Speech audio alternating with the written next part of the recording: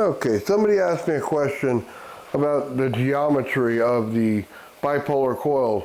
Will it still transmit energy the same way in a wireless fashion? So let's just take a look here. We know that this coil lights up. We can see it very easily, nice and bright.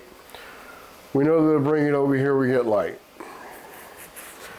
Now, let's take a little bit of a closer look.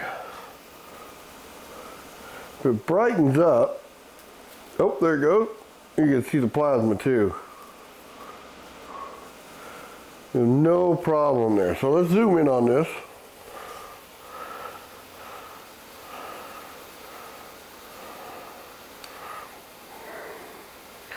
There we go. We'll get that nice and centered in there.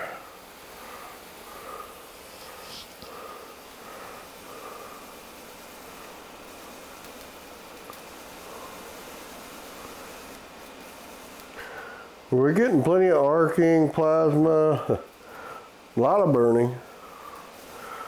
My hand actually, I was just holding this bipolar Tesla coil and I burnt myself like 5 or 6 times.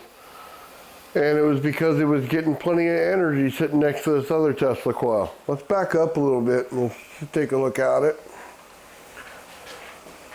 This is just on my PNP Slayer exciter circuit. And we are at 18 volts right now, so we're not even very high.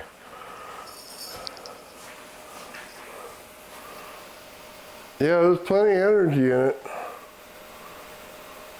Sucker got me good today.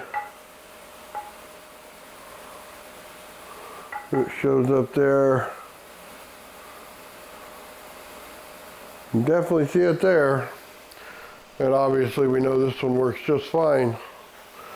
But yeah, geometry coil. So you're gonna ask, can you do it at a distance wirelessly? And the answer is yes. All I need to know is the frequency of the geometry coil, and then I need to know the resonant frequency of the coil. As long as they match, yeah, I can light it up at a distance. Not a problem. Geometry coil, good to go.